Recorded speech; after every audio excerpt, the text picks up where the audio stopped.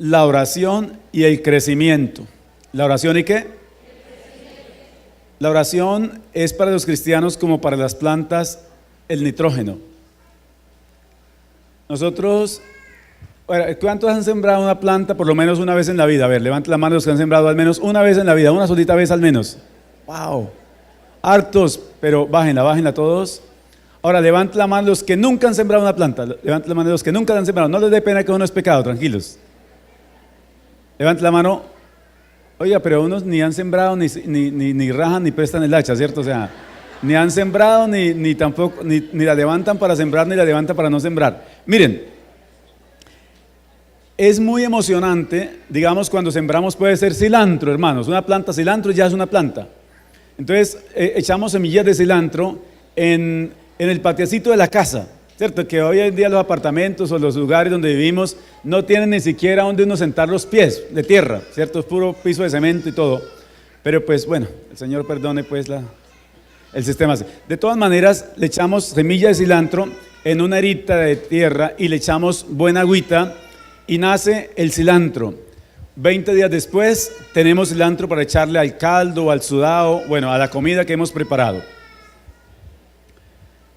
Pero algunas semillas, algunas plantas que son de más larga duración, nacen en la tierra, digamos una tierra que no está fertilizada, y nace y comienza a crecer, pero con dificultad, y se torna su color amarillento, y no crece con rapidez, ni tampoco con fuerza.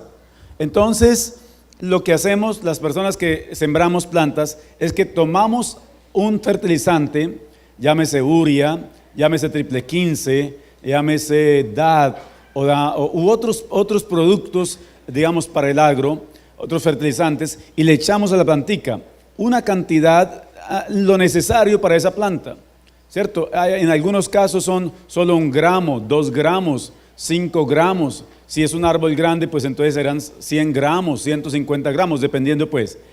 Cuando esa planta, digamos a los 15, 20 días que ya ha tomado, absorbe el nutriente, los nutrientes del nitrógeno, de los productos que le echamos, comienza a coger un color verde brillante, hermoso, y sus hojas son vigorosas y echan nuevas hojas bonitas.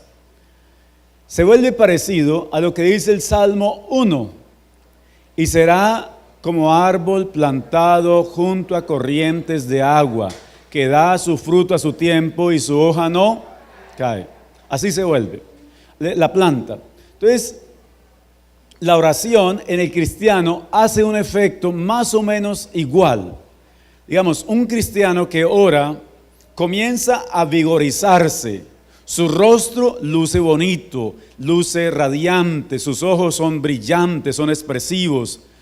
Pero cuando no hay oración, entonces el rostro, aunque la persona sea, digamos, elegante, porque hay personas que no necesitan hacerse mucha cosa para estar muy elegantes, ¿cierto? Naturalmente son elegantes. Entonces, pero su rostro no luce tan bonito, no luce tan elegante. Su mirada a veces es opaca, está mirando con frecuencia al piso, o tiene su mirada perdida ya, ¿cierto? Está pues muy englobada. Pero cuando la persona está, digamos, conectada con Dios, su vida es, digamos, muy bonita.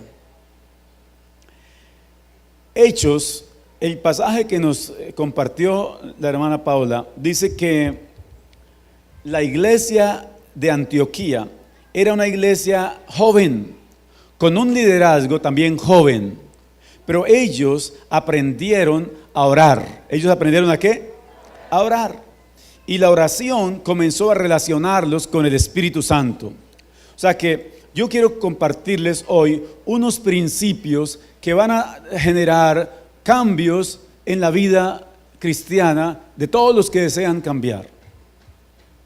La oración que hacían los discípulos era una oración, digamos, muy entregada a Dios, muy directa a Dios, muy apasionada a Dios. Eso hacía que el Espíritu Santo cada vez está más pendiente de ellos, más cerca de ellos. Una de las cosas que quiero compartirles es que una persona que recibe a Jesús como su Salvador debe aprender a orar. la oración le va a aportar a su vida ingredientes que no los da, digamos, el área natural. Usted puede aprender de sus papás muchas cosas buenas, también algunas cosas malas, porque no solamente aprendemos cosas buenas de nuestros padres, a veces heredamos de ellos o vamos copiando poco a poco conductas y comportamientos o prácticas que no siempre son buenas, algunas son pecaminosas y de las cuales tendríamos que buscar la forma de alejarnos.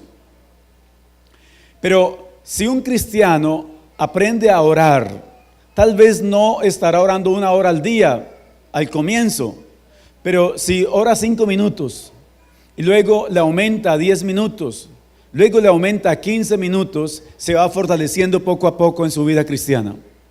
Y un día va a poder decir, como dijo Pablo cuando escribió a los romanos. Pablo dijo: por lo cual estoy seguro que ni la vida, ni la muerte, ni lo alto, ni lo profundo, ni lo presente, ni lo porvenir, ni los ángeles, ni principados, ni potestades, ni ninguna otra cosa creada me podrá separar del amor de Dios que es en Cristo Jesús, Señor nuestro.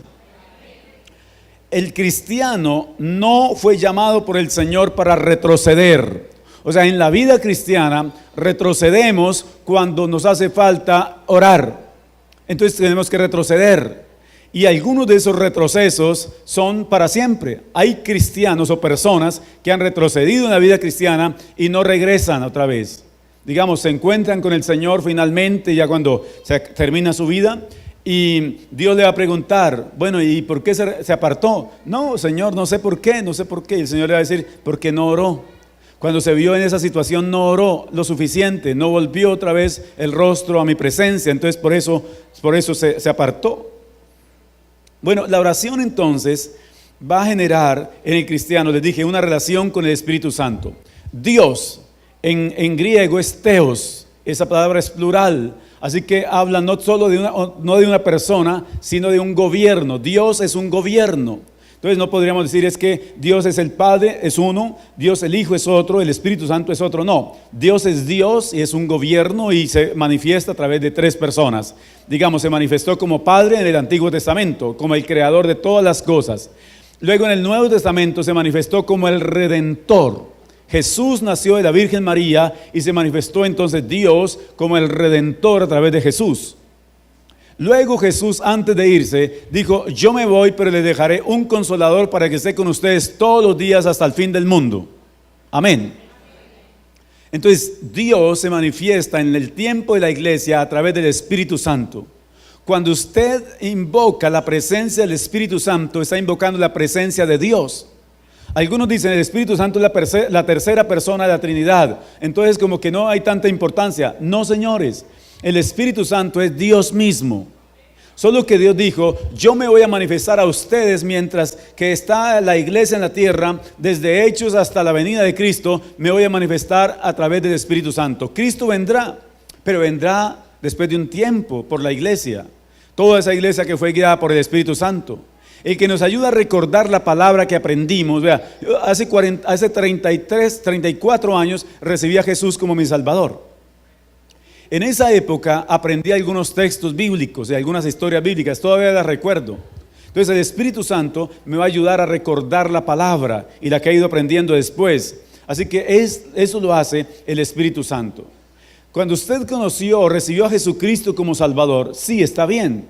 Jesucristo, porque Jesucristo es el Salvador, Dios a través de Jesús Salvador. Pero digamos, la relación de usted y mía debe ser con el Espíritu Santo. Ahora, el Espíritu Santo obviamente es el que va a llevarme a tener un contacto más directo con Dios, con la divinidad de Dios. Miren ustedes, en la iglesia primitiva, o pues mejor, hablemos de la iglesia de Antioquía, que es la que está haciendo referencia en el capítulo 13. Dice: ministrando estos al Señor y ayunando, dijo el Espíritu Santo: apartadme a Bernabé y a Saulo para la obra que los he ¿qué? Llamado. Dice que ellos ministraban. ¿Qué era ministrar? Ministrar era oficiar el culto, de otra manera dicho.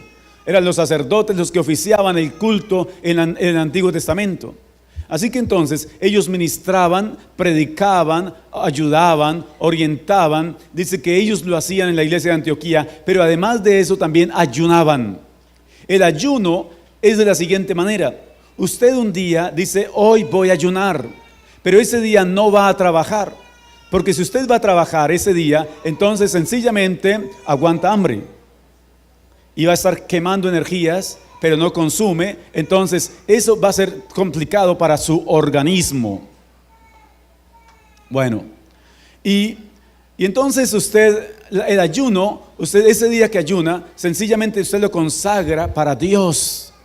Usted ese día va a estar en un lugar donde puede orar, donde puede leer la palabra, donde puede escuchar conferencias, donde puede escuchar música cristiana, donde va a fortalecer su ser interior. Donde usted, ese día de ayuno, usted va a estar revisando cosas en su ser interior que desagradan a Dios, que aunque sean muy agradables para su carne, porque digamos, el ser humano también está compuesto de 3 partes: espíritu, alma y cuerpo. Ahora, el espíritu es el que conecta al hombre con Dios, pero a veces es el que está más quieto, más dormido en el ser humano. El cuerpo es el que está más despierto, que nos pide comida todos los días, que nos pide agua para la sed todos los días, que nos pide baño todos los días, que nos pide ciertas necesidades que son vitales del cuerpo y todos los días se manifiestan. El alma también está muy atenta, sentimientos, emociones y voluntad. Entonces todos los días necesitamos ser aceptados por alguien, ser amados y amar, ¿cierto? El hombre dice, el esposo le dice, usted sabe que yo la quiero mucho. Dice, sí, pero no me lo dice, necesito que me lo diga, ¿cierto? El alma de la mujer está ahí ansiosa de que le digan las cosas, de que le diga que el vestido está bonito, de que le diga que el peinado, que le diga cosas. El alma de ella está ahí latente. Y pues el alma del hombre también. ¿El hombre también tiene alma o no? También. Entonces los hombres también tenemos alma. Entonces es esa parte. Pero el espíritu no está tan interesado que le digan, uy, cómo tiene los ojos hoy, ¿cierto? Uy, cómo tiene la ceja, uy, cómo le quedó el cabello, uy, no, el espíritu no está interesado en eso. ¿Saben qué le interesa al espíritu? Poderse relacionar ¿con quién? Con Dios. El espíritu es el que relaciona al hombre con Dios. Entonces, cuando nosotros comenzamos a acercarnos, digamos, tenemos ayuno, nuestro cuerpo es posible que se debilita. Usted por la tarde, a las 5 de la tarde, no ha comido nada todavía, solo ha tomado agua. Siempre sugerimos, cuando usted va a ayunar, entonces tenga a mano suficiente agua. Agua, y toma agua. Durante el día está tomando agua. Tómese ese día, si ya no se tome 8 vasos, tal vez 15, 20 vasos de agua. No hay problema, no se va a enfermar. Más bien va a ayudar a su organismo.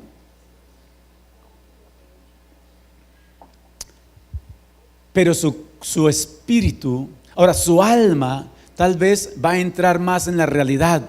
Su alma va a comenzar a estar bajo la guía ahora del espíritu. El espíritu va a comenzar a tomar las riendas de la vida. Hay muchas cosas que hacemos nosotros, los seres humanos y los cristianos, que son dirigidos por el cuerpo y por el alma. Y el espíritu queda, digamos, aislado, queda en un rincón. Digamos, cuando usted está mal geniado y saca la mano y le pega a algo, ¿quién está actuando ahí? El alma y la carne, su cuerpo, ¿sí? Ahí no está su espíritu está arrinconado por ahí triste, porque usted dijo cosas. Cuando usted está mal geniado y usa su boca para decir malas palabras, ¿quién está actuando ahí? Las emociones, ¿cierto? Más su carne que está pronunciando cosas. Entonces, pero su espíritu no está ahí, digamos, él está achantado por ahí. ¡Qué vergüenza! ¿Cierto? ¿Cómo me está haciendo quedar esa carne y esa alma, esas emociones de la persona? ¿Cierto? ¿Cómo me está haciendo quedar? El espíritu, digamos, está sufriendo ahí porque la carne y el alma se pusieron de acuerdo para hacer cosas que no convienen. Entonces, pero el espíritu es el que se conecta con Dios. Dice la palabra acá, miren ustedes, miren. Dice, ministrando estos al Señor y ayunando, dijo el Espíritu Santo. ¿Quién habló? Por favor, ¿quién habló? El Espíritu Santo. O sea que los líderes eran apartados, eran llamados y enviados por el Espíritu Santo. Dice, apartadme a Bernabé y a Saulo para la obra que les he llamado. El Espíritu Santo determinó que Bernabé y Pablo serían los misioneros. ¿Quién determinó eso? El Espíritu Santo. O sea, mire, procuremos que el segundo llamado que nos hace el Señor a servir, porque es al servir, sea directamente el Señor y no sea una persona como que nos dice, vea, yo lo voy a nombrar para que haga esto o para que haga lo otro. Dios primero nos llama para que seamos salvos. Acuérdense, Pablo cuando escribe a los Efesios dice, nosotros estábamos muertos en delitos y ¿qué? Y pecados, pero el Señor nos dio vida juntamente con Cristo. Entonces nos llamó para ser salvos, pero luego nos llama para que sirvamos. Es el segundo llamado que Dios nos hace, para servirle a Dios. ¿En qué? No, eso sí ya, digamos, tiene mucha relación con nuestras potenciales. Es posible que haya alguien a quien Dios llama para que brinde consejerías, exhortaciones. Es posible que Dios lo llama para que sea un predicador, un evangelista, un misionero y así sucesivamente. Es posible que Dios lo llama a usted para que abra su casa y a su casa llegue la gente y usted ora por ellos y ellos se sanan en su casa y les da consejería y les orienta en la palabra y las parejas ahí en su casa se reconcilian. O es posible que Dios lo llamó para que vaya al hospital, a la clínica y ore por los enfermos y esos enfermos se sanen en la clínica. Y entonces el médico dice, ya le doy salida porque ya se sanó, ya se alentó. Y el médico cree que es porque le dio unos buenos medicamentos, pero fue porque alguien fue y le colocó las manos encima y oró por esa persona y se sanó. Entonces, dones que los da ¿quién? El Espíritu Santo. Cuando usted lee 1 Corintios capítulo 12, va a encontrar justamente eso, que el Espíritu Santo viene a la iglesia para dar dones. Así que entonces, la enseñanza que estamos compartiendo hoy busca justamente que cada cristiano tenga una relación con el Espíritu Santo. Que el Espíritu Santo no sea como la persona olvidada, como que no participa, digamos, en las decisiones, como que no participa en nuestro ministerio, no participa en nuestro crecimiento integral. Que el Espíritu Santo participe en nuestro crecimiento integral. Entonces, la primera cosa que les estoy compartiendo es que el Espíritu Santo, que la oración los relaciona con el Espíritu Santo y que el liderazgo es formado por el Espíritu de Dios y luego es llamado también con un propósito específico por el Espíritu de Dios. Pero la segunda cosa que quiero enseñar o compartir es que la oración capacita a los cristianos para enfrentar los obstáculos. Todos los cristianos vamos a tener obstáculos en la vida, cual sea lo que emprendemos, el proyecto de vida. Todas las personas, creo, tenemos un proyecto de vida.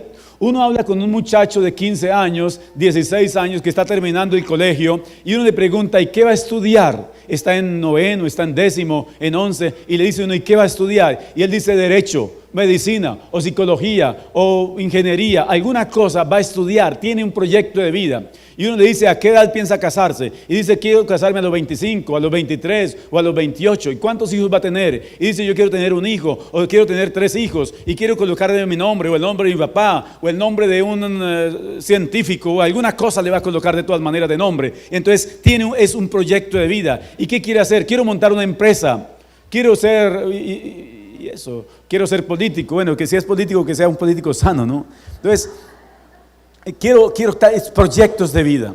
Pero hay proyectos de vida que se pueden desarrollar y otros que no. Y aquellos que no se pueden desarrollar, a veces ni siquiera es porque no sea la voluntad de Dios.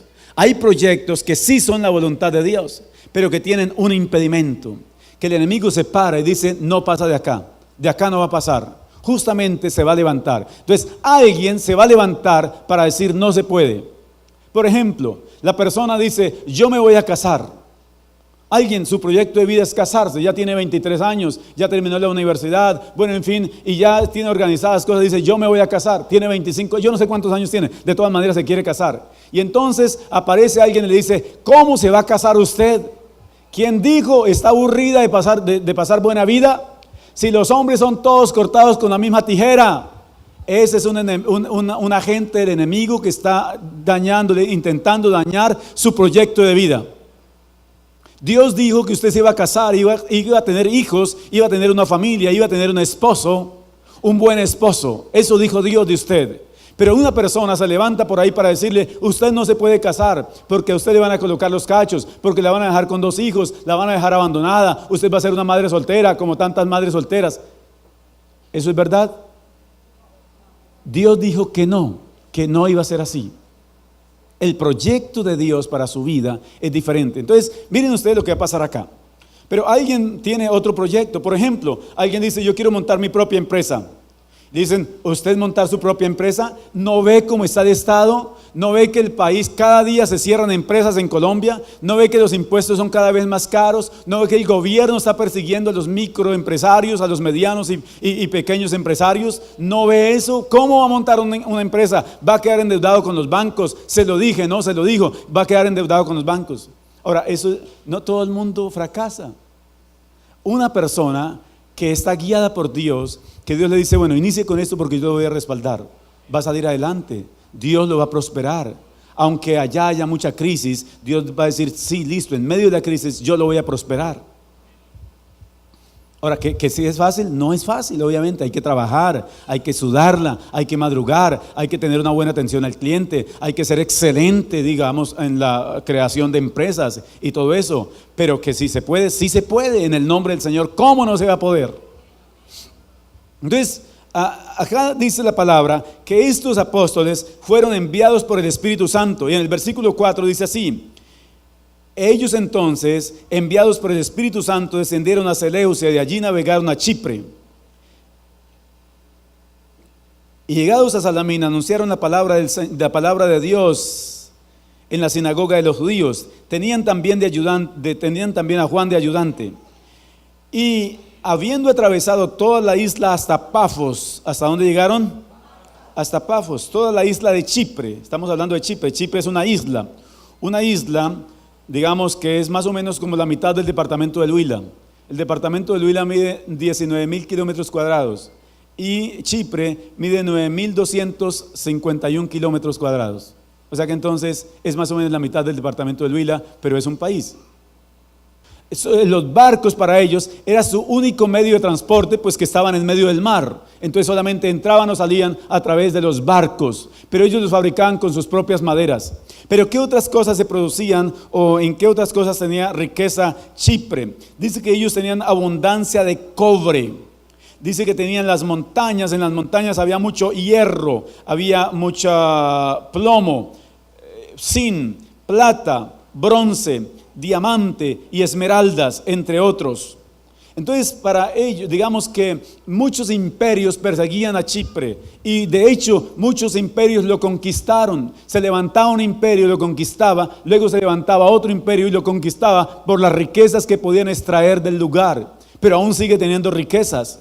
Y en el 2014, pues digamos en ese caso Pafos, que es la capital de Chipre, tenía 1.102.000 habitantes. O sea que todavía existe. No les estoy hablando de cosas por allá, de que ya no se dan, no. Bueno, entonces Dios envía a esos misioneros a Chipre, pero que hay unos objetivos que Dios busca en ese lugar, y eso se va a poner cada vez más bueno. Así que entonces no va a quedar dormido porque se la pierde, ni se vaya a dejar distraer porque se la pierde.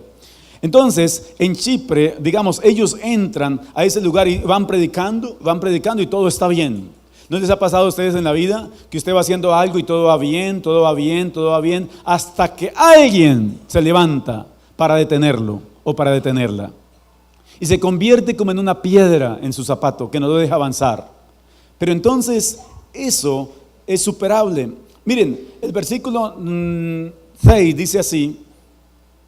Dice que llegaron hasta Pafos y hallaron a un falso profeta, versículo número 6. Dice, y habiendo atravesado toda la isla hasta Pafos, hallaron a cierto mago, falso profeta judío llamado Barjesús, que estaba con el procónsul Sergio Paulo, varón prudente. Este, llamando a Bernabé y a Saulo, deseaba oír la palabra de Dios. ¿Qué es lo primero que encontramos ahí? Que hay un hombre importante que quiere escuchar la palabra de Dios. Un día, este hombre es un romano.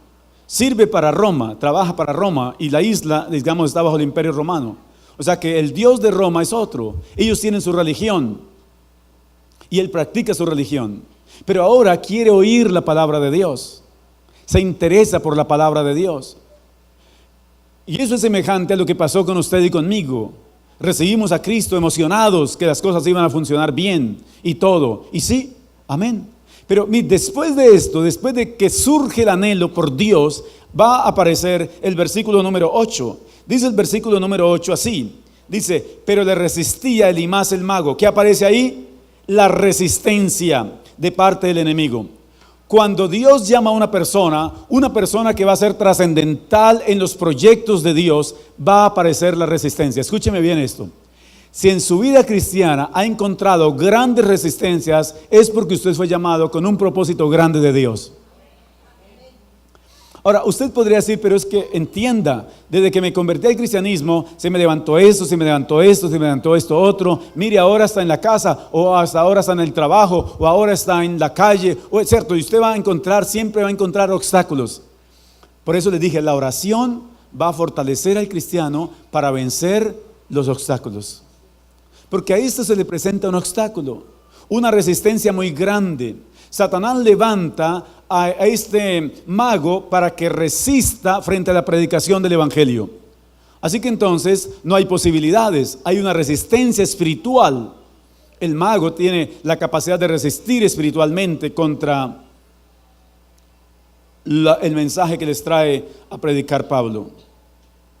Los magos siempre han existido, o sea, bueno, por lo menos en la época de Moisés, ustedes tienen que recordar, no les he comentado eso, ¿cierto? Cómo Moisés llega a Egipto y le dice a Faraón dice, ¿cuáles son las señales? Y Moisés dice, mire la vara, porque Dios le dice, ¿qué tienes en tu mano? ¿Qué dijo Moisés? Una vara.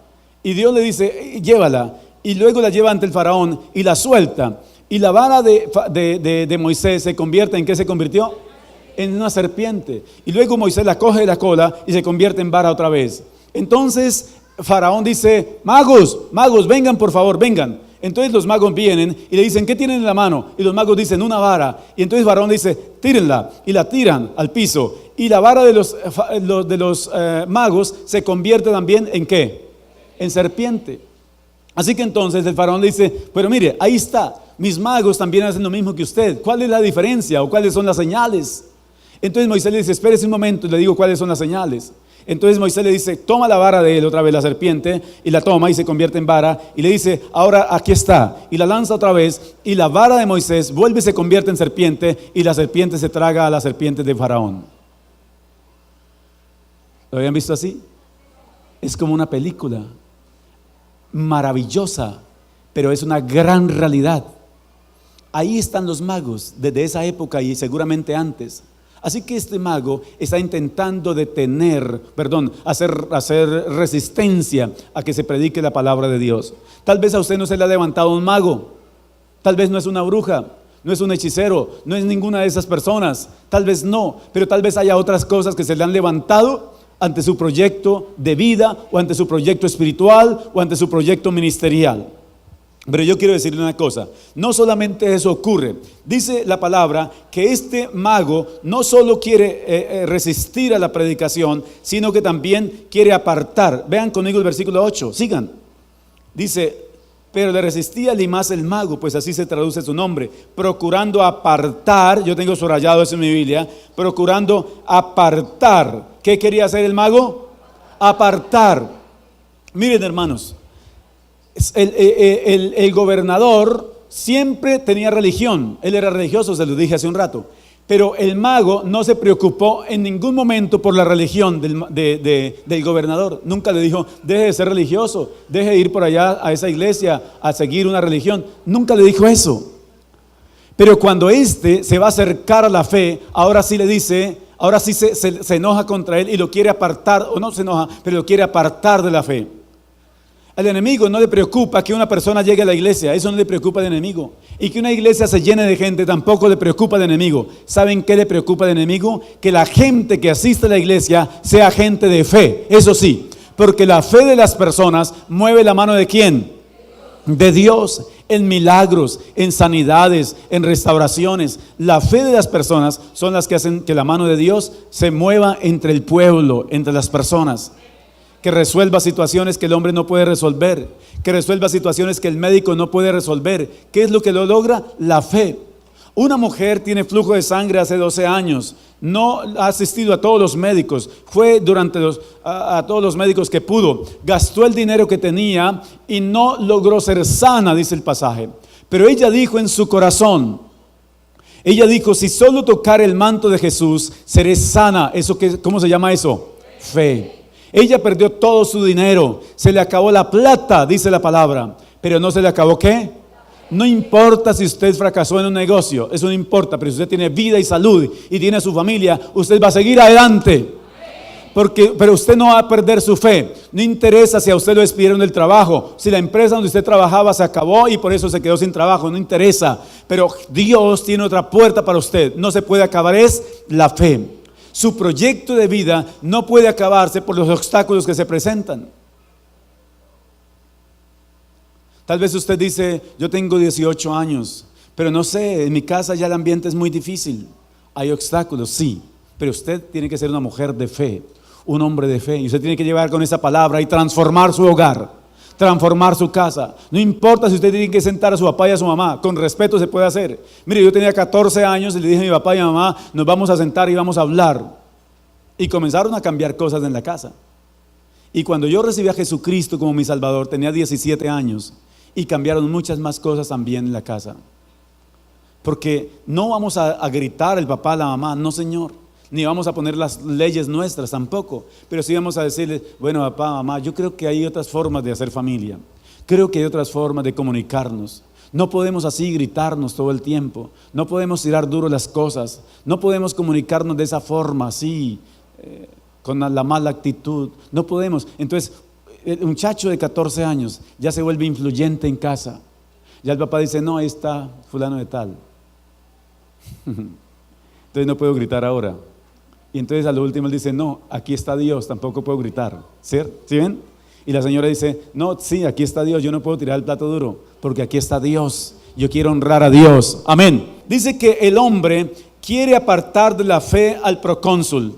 Les dije que el enemigo está interesado en que la gente que asiste a la iglesia no tenga fe. Una persona está enferma y alguien por ahí le dice, ¿quiere que ore por usted? Dice, pues usted verá si ora mientras voy al médico. O sea, siempre voy a ir al médico de todas maneras, siempre me voy a tomar esto de todas maneras, ¿cierto? O sea, la fe a veces está en un segundo plano. Cuando comenzamos una vida de oración ordenada, organizada, la fe comienza a surgir en nosotros y comenzamos a alcanzar cosas, tal vez pequeñas. Si usted quiere que su fe crezca, comience a pedir cosas pequeñas, comience a orar por cosas pequeñas, por pequeños milagros. Tal vez si usted no tiene un medio de transporte, bueno, voy a hablarle a los que no tienen medio de transporte, usted no comienza a pedir ya una limusina, no comienza a pedir una 4 puertas, ¿cierto? Una 4x4, no, pida algo pequeño. Seguramente usted va a comenzar pidiendo, yo no sé, si es que puede montar bicicleta todavía, una bicicleta. Tal vez va a pedir una motocicleta, o si no puede motocicleta, pida un carro pequeño, pida tal vez un Spar, y usted dice, listo, ya tengo el Spar, quiere decir que Dios sí responde las oraciones. Pero del Spar usted va a pasar a otro carro, a otra marca, o más grande, más cómodo. Tal vez usted está pagando arrendo. Mire, esta palabra es para todas las personas. Tal vez usted está pagando arrendo todavía y usted dice, yo quiero una casa quinta que valga 800, que valga 1.500 millones. Entonces yo soy un hombre de fe, una mujer de fe. No tengo un solo peso, pero voy a comprar una casa, vale 1.500 millones.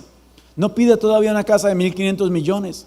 Pida una casa de un precio asequible, que su salario alcance para pagar la cuota al menos, ¿cierto? Pida así y comience a hacer el ahorro y entonces comprará su casa. Tal vez mientras está pagando esa casa, lo promueven en su cargo, en su empresa, y va a tener un sueldo más grande. O Dios va a abrir otras puertas, yo no sé qué otras puertas, le va a dar ideas para que usted coloque otro negocio, abra otra empresa o algo así, y entonces va a llegar otros dineros y usted va a tener la casa que anhela, la casa de sus sueños, pero es poco a poco, poco a poco. Digamos, la fe es algo que debe ir en ascenso. Amén. Entonces, cuando el enemigo logra quitar o bloquear la fe de los cristianos, él dice, ya, no hay problema, yo puedo acostarme a dormir ya, ¿cierto? Ahora, es un decir, pero digamos, el enemigo dice, yo puedo acostarme a dormir ya, los tengo ahí, ahí están. No han dejado de ir, se saben las canciones, saben leer la Biblia, hasta saben orar, pero no tienen fe. O sea, ¿de qué les sirve? O sea, él dice, no van a crecer. Espiritualmente no van a crecer, van a estar enredados siempre en las mismas cosas, en los mismos rudimentos, porque no tienen ¿qué? No tienen fe. Pero hoy estamos llamados nosotros a tener una relación a través de la oración con el Espíritu Santo para que nuestra fe sea cada vez más ¿qué? Más fuerte, más pura y que más efectiva. Entonces, el apóstol Pablo, al tener una vida de oración, comienza a mirar cómo salir de este embrollo, de esta situación. Y ahí estamos cerrando esa parte. Y entonces, en el versículo número 9, dice así, verso número 9. Entonces Saulo, que también es que, ayúdenme a leer allá, todos. Entonces Saulo, que también es Pablo, lleno de qué, por favor, lleno de qué, del Espíritu Santo, fijando en él los ojos, dijo: oh, lleno de todo qué, ayúdenme, y de toda maldad, hijo de qué, del diablo, enemigo de toda qué, justicia. Y luego le pregunta: ¿no cesará de trastornar los caminos rectos del Señor? Miren, Pablo le dice: eres un siervo de Satanás. Satanás va a usar a quien él quiera, y que se deje usar, obviamente, para hacer daño. Dice, para engañar y para generar maldad. Entonces Satanás, digamos, usa al mago como un siervo de la maldad para beneficiarse él, o sea, el mago, pero para hacerle daño cristianamente a personas. Y Pablo lo descubre y le dice finalmente, ya como cerrando el texto, le dice: no cesarás de trastornar. Trastornar, en ese caso, vamos a ver qué significa o qué es lo que Pablo le quiere decir cuando le habla de trastornar. Le dice: es alterar, trastornar es alterar, es cambiar, es enredar. No cesarás de alterar, de cambiar, de enredar los caminos del Señor, el camino recto de Dios. Pero hay una cosa importante que me parece que no podemos dejarla pasar por alto. Es que Pablo dice: el camino del Señor es como, ayúdenme, es como, es recto. No cesarás de trastornar el camino recto del Señor. O sea que entonces Pablo dice a él, digamos, a la guía espiritual que tiene por ahora el gobernador, le dice: eres un engañador, eres un malvado, o sea, haces el mal, eres enemigo de la justicia, porque la justicia viene de Dios, y si este siervo es Satanás, entonces no es amigo de la justicia. Le dice: y eres hijo del diablo, y además estás trastornando el camino recto de Dios. Pero dice: el camino que yo anuncio es un camino recto. Usted y yo conocimos el mejor camino, hermanos, el camino de Dios, del cual nunca debemos apartarnos. Sí podemos, porque ayer alguien predicaba acá y decía algo que es verdad. Sí podemos apartarnos si queremos, pero ¿nos conviene apartarnos? No. Pedro, cuando Jesús le dice: si quieren irse ustedes también váyanse, porque cierto, ¿se acuerdan? San Juan capítulo 6 dice que los discípulos dijeron: dura es esta palabra, ¿quién la puede oír? Porque la gente se fue yendo, cuando Jesús les dio una palabra. Entonces Jesús les dijo, los miró a la cara y les dijo: si quieren irse ustedes también, lo pueden hacer. Y entonces Pedro miró a Jesús y le dijo: Señor, ¿y a quién iremos? Tú tienes palabras de vida eterna, y nosotros hemos descubierto que tú eres el Cristo, el Hijo del Dios viviente. ¿Dónde más encontraremos al Cristo, al Hijo del Dios viviente, si no es a través del Evangelio? O sea, apartarnos del Evangelio sería muy rudo, sí, cierto, sería muy cruel, porque estamos jugando con nuestra salvación, estamos echando a perder nuestra salvación.